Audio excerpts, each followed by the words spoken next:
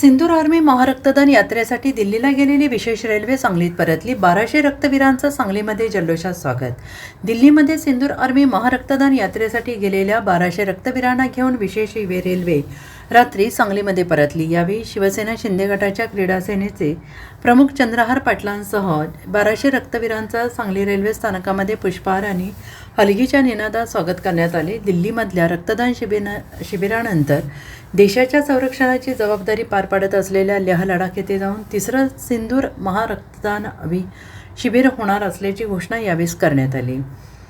Double Maharashtra Kesari आणि शिवसेना शिंदे गटाचे नेते चंद्रहार पाटील यांच्या पुढाकारातून सुरू झालेली सिंदूर रक्तदान शिबिर दुसरे वर्ष यशस्वीरित्या संपन्न झाले आहे। क्रांतीदिनी दिल्लीमध्ये केंद्रीय संरक्षण मंत्री राजनाथ सिंह आणि उपमुख्यमंत्री एकनाथ शिंदे यांच्या उपस्थितीमध्ये देशाच्या जवानांसाठी रक्तदान शिबिर पार पाडल्यानंतर सांगली जिल्ह्यातून गेलेले 1200 रक्तवीर विशेष रेल्वेने पुन्हा सांगलीमध्ये परतले आहेत। सिंदूर आर्मी महारक्तदान यात्रा आज आपण पूर्ण करून हे दुसरं वर्ष पूर्ण करून आपल्या सांगली जिल्ह्यातील जवळजवळ 1200 युवक इतिहास घडवून आज सांगली जिल्ह्यामध्ये सुखरूपपणे परत आलेले आहेत।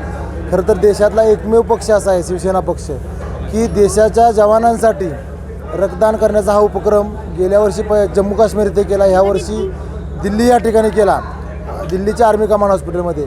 आणि महत्त्वाचं म्हणजे त्या ठिकाणी देशाचे संरक्षण मंत्री आपले राजनाथ सिंह साहेब स्वतः येऊन त्या रक्तदानाला भेट देऊन तिथं त्यांनी त्यांच्या भाषणामध्ये कौतुक आपल्या सांगली जिल्ह्याचं कौतुक केलं। शिवसेना पक्ष एकनाथजी शिंदे साहेबांचं, उदय सामंत, त्याच पद्धतीने श्रीकांत शिंदे साहेबांचं सर्वांचं तोंड भरून कौतुक केलं। आणि त्यात मला अभिमानाची गोष्ट अशी वाटली की त्यांनी सांगितलं की क्रीडा क्षेत्रात अग्रेसर असणारा सांगली जिल्ह्यातील एवढे पैलवान इथं येऊन रक्तदान करतात हे माझ्या आयुष्यातली पहिली घटना आहे। म्हणजे खरोखर हा सांगली जिल्ह्यासाठी आणि आमच्या शिवसेना पक्षासाठी खूप मोठा दिवस आहे। सगळे रक्तवीर आमचे आम्ही शिवसेनेच्या वतीनं, शिवसेना पक्षाच्या वतीनं आदरणीय उदय सामंत साहेबांनी जो देशाच्या जवानांसाठी रक्तदान करेल, आपण त्यांना रक्तदाता जे म्हणतो ते रक्तवीर इथून पुढं आपण त्याला संबोधित करू अशा पद्धतीनं आमच्या पक्षानं एक नवीन पायंडा पाडलेला आहे। त्यामुळे 1200 रक्तवीर सुखरूपपणे आज पुन्हा पाठीमागं आपापल्या घरी निघाले सुखरूप।